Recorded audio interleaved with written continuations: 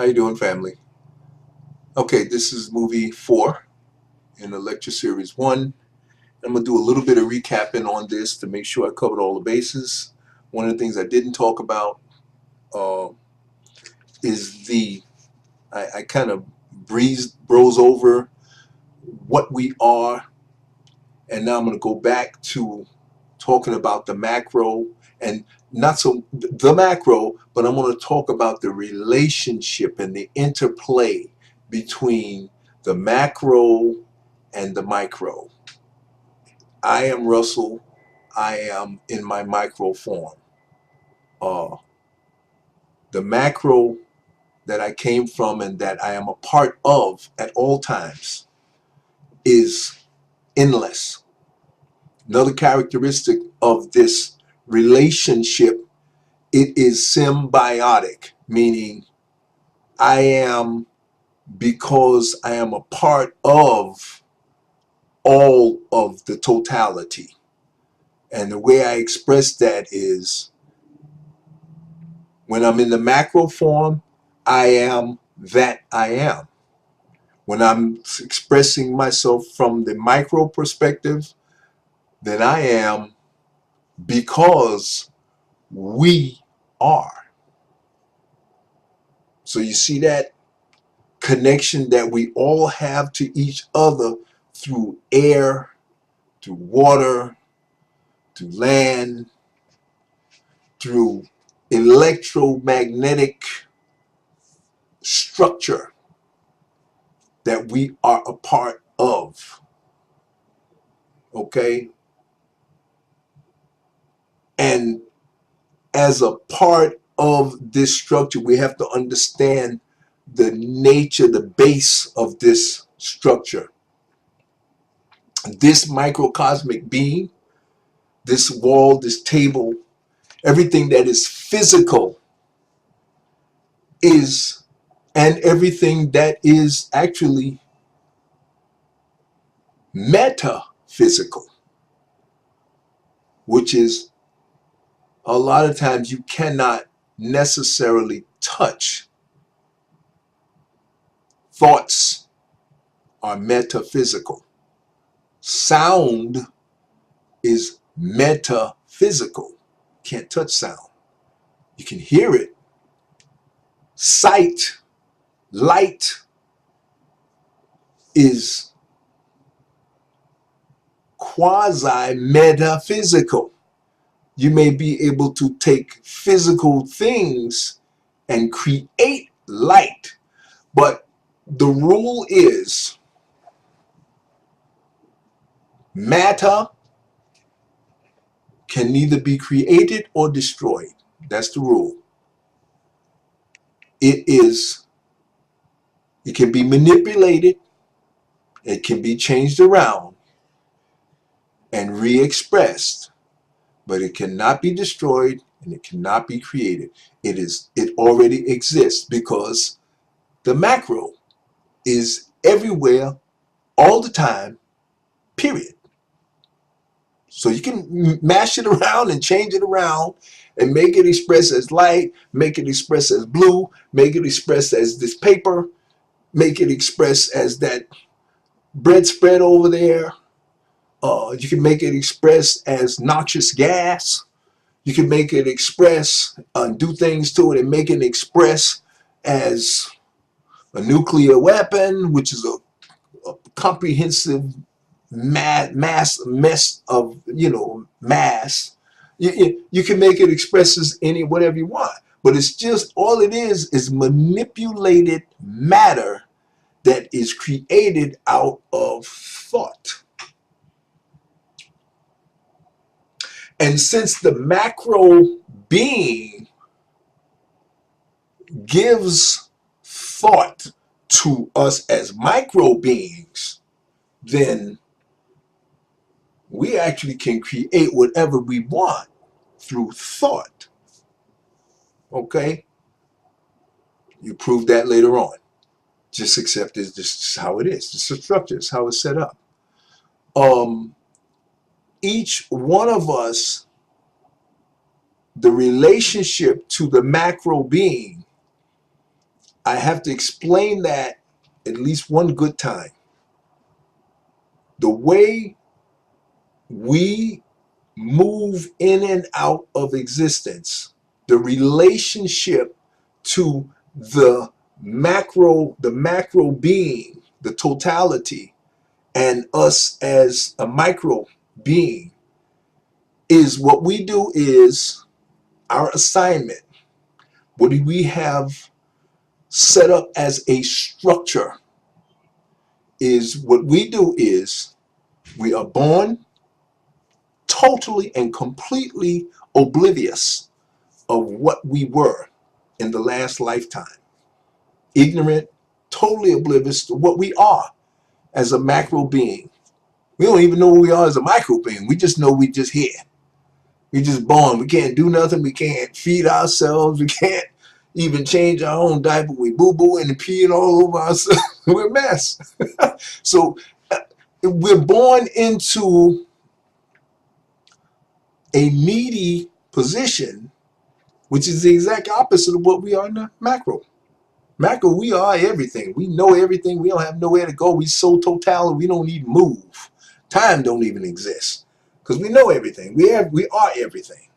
So the way you break that up, that monotony, the boredom of being everything, is you peel yourself off and you put yourself in a position or an expression of yourself in a position where you know the exact opposite of what you are. You are the exact opposite of what you are in the macro, which is helpless, ignorant, full of feeling. Cold bothers you, heat bothers you. In this planet that we're born on Earth, you got gravity, you got radiation, you got electromagnetic fields that got a ball of steel that's got a molten core that is going around a steel core that's creating a magnetic field. So therefore, we are an electromagnetic being having a human experience in an electromagnetic environment on this planet. And obviously there's some other electromagnetic and gravitational situations going on even outside of this planet, because we're rolling around the sun. And why are we not rolling off into the to the outer space somewhere in another part of the galaxy? And we got galaxy rolling around inside of nebulae, and it's just a whole bunch of stuff going on. And you got to ask yourself, how is all this stuff staying together? It can't be just by accident. It has to be. It's just too much stuff for it not to be controlled by something. So I don't understand people who say there's no God and you need proof. What more proof you need? Can't you see all this order? How everything is staying where it's supposed to stay and nothing is bumping into each other, and water is staying in the ocean. It's not flying up into outer space, and the atmosphere is keeping the planet together, and the earth is turning around in a cycle, and it keeps doing the same thing over and over again and doesn't move, doesn't leave and go bump into Mars or bump into the moon. What's keeping all this stuff together? Come on, again, if you ask the right question, the answer is going to come to you. It's right in front of your face. It's called order, structure. Look at it, and as above, as it is in outer space, and structure, and planets are moving around in the orbits and they're staying where they're supposed to be, then the structure is holding, and everything is doing what it needs to do and staying in place for the most part. Every once in a while, something goes off. And the thing about this existence that we're in is it's finite. In our macro self, everything is infinite. Okay?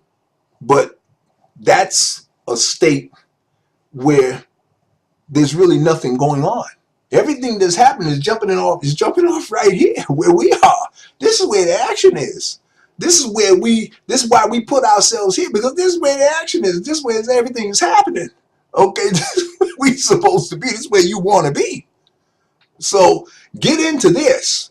You know about your macro self and the power that you are all the time, everywhere. Remember, omnipotent, unlimited power. And Unlimited presence means you already are everywhere all the time. There's nowhere to go. Time don't even exist. You're so vast, you're so big. But right now, you've decided to be here in with the state I'm in the complex I'm living in, and on down into the below. So the structure that we see below is the same structure that is above. Because as above, so it is below. You don't have to see everything to understand that's how it is. As above, so below. I've told you the words. Now, if you want to spend the rest of your life validating that, that might be your purpose. It's not mine. My purpose is to just give you the rules, give you the structure, explain it as best I can, and then you take it and you go do what you need to do with it. Obviously, you meant to get it because you're sitting here listening to me. Okay, so it's and I don't really and I love you and I want you to have everything I can give you, and I'm doing this in the spirit of love, in the spirit of doing my job. And I'm a military person by training. I am also, give you a little background, was a technician in communications. Verizon was the company I worked for, and in those two capacities, as well as the way I was born with a very inquisitive mind, a very mechanical mind, very utilitarian mind, in the sense that utilitarian, not in the definite, in the dictionary sense of the definition, but utilitarian in the sense that I always want to know how things work. And what we have cast me as in this microcosmic being called Russell, my skills that I was born with uh, is utilitarian. In other words, I always want to know how things work. And I need the tools that I use to get me to learn and do what I do in that capacity is I have to have logic. Things have to make sense to me. Uh, and I try to stay in the middle. I try not to overthink things. And in my years of traveling on the path of righteousness, I've learned to use moderation in everything that I do. And that's another rule on being in the path of righteousness. Number one, do the best. All you can do is the best that you can. But believe you me, the best that you can do is always going to be exactly what you need to be doing. So don't, another thing we need to do in our path as we go along the path of learning and righteousness is don't be too hard on yourself. Don't get bogged down in the analysis of why you did what you did. If you did something and you feel it wasn't correct, apologize for it and move on. Just apologize for it and move on. Because we don't want to get bogged down into, too much analysis. You wind up not getting anything done. All right, just accept, apologize. If you screw up, apologize and move on. Okay? And don't worry about it. People will forgive you. People know when you're sincere. People know when you're not malicious and you're not trying to hurt anybody. That's one thing we'll deal with the whole racial issue, and I'll deal with that in another lecture. But this lecture, we just need to understand that that's the relationship between the macro and the micro. Uh, all we do is, like all other matter, we come into existence, we are born, we go through existence, we reach a peak of the best that we can be, and then we start back on the cycle down. And these are called cycles, okay? And then we go down, and this vehicle no longer becomes functional, and so the spirit will leave the vehicle because the vehicle don't work no more. All right, the vehicle dies. The spirit, in the Bible, it said a twinkling of an eye, reborn. Because, again, the macro is concerned with one thing and one thing only. self-perpetuation in the form of evolution. And that means they ain't got no time for no messing around and death. This is just merely, even in the, I forget what movie I was watching now. It's funny how I see all these principles in movies. Uh, there was a movie where there was this being in Egypt. Can't think of the movie right now. I'm having a brain fart here. The movie was had something to do with the Mummy. I think the name of the movie was The Mummy. And in the movie, the Mummy, when this guy who fell in love with the Pharaoh's wife and he had an affair, he was one of the high priests, and he was finally killed, and it went down and thing. And he said, "Death is only the beginning." See, and so the Egyptians knew a lot of this stuff, you know, but a lot of people couldn't read, and I don't know, maybe that's the way it was at that time. A lot of information wasn't given out to everybody, but this is not that time. This is 2018. Information is everywhere. So our task is to jump on that, use it, do what we got to do, and keep it moving. It's not personal. It's just business. It's just existence. It's just life. Okay? And if you want righteousness to exist, if you want happiness to exist, if you want strength and moral principle in a decent society to exist, you have to be it. You have to build it all around you. You have to infect everybody around you who will listen with the thoughts of goodness and righteousness. And you got to decide, are you a villain who wallows in ignorance and brutality and doing things because you can? Hell, I can go out here and start killing a whole bunch of people. But that's not the kind of world I want to live in. I want to live in a world of peace and harmony and love and strength and intelligence and wisdom on a Star Trek level. Nobody can tell me that's not possible. It is possible. It's just not time for it to happen yet.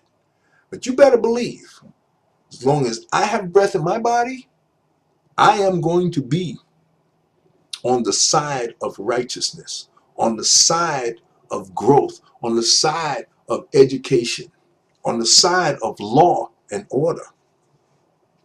Believe that. I'm a soldier. That's what I do. Okay? Love you guys. See you in the next movie.